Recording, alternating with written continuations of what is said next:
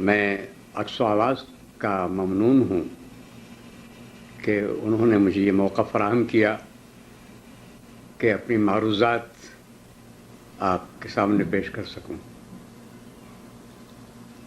میں ابتدا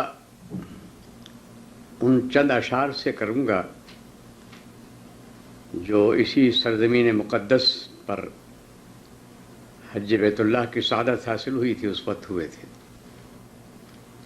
تو عرض کرتا ہوں، حرم آخر حرم ٹھہرا، حرم آخر حرم ٹھہرا، ازل سے محترم ٹھہرا۔ حرم آخر حرم ٹھہرا، ازل سے محترم ٹھہرا۔ مجھے تو رشک ہے خود پر، مجھے تو رشک ہے خود پر کہ مہمان حرم ٹھہرا۔ مجھے تو رشک ہے خود پر کہ مہمان حرم ٹھہرا۔ قلم شق ہے کہ کن الفاظ میں شان حرم لکھے، قلم شق ہے کہ کن الفاظ میں شان حرم لکھے۔ یہاں ہے بس سے دل شق ہیں، قلم تو پھر قلم ٹھہرا۔ یہاں ہے بس سے دل شق ہیں، قلم تو پھر قلم ٹھہرا۔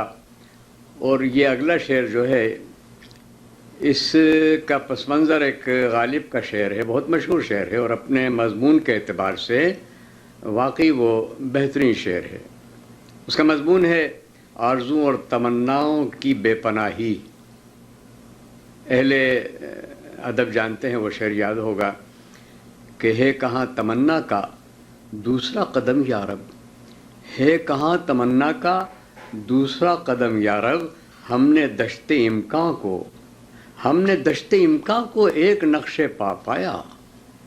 یہ شعر ہے کہ ہے کہاں تمنا کا دوسرا قدم یا رب، ہم نے دشت امکان کو ایک نقش پا پایا۔ تو قلم شق ہے کہ کن الفاظ میں شان حرم لکھے، یہاں ہیبت سے دل شق ہے، قلم تو پھر قلم ٹھہرا۔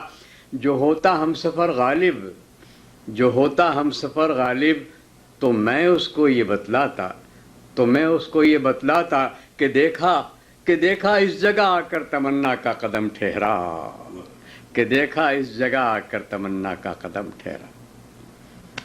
عنایت میں نے لکھی تھی ثنائے کبریا ایک دن، عنایت میں نے لکھی تھی ثنائے کبریا ایک دن، اسی دن سے میرا عاجز قلم موجز رقم ٹھہرا۔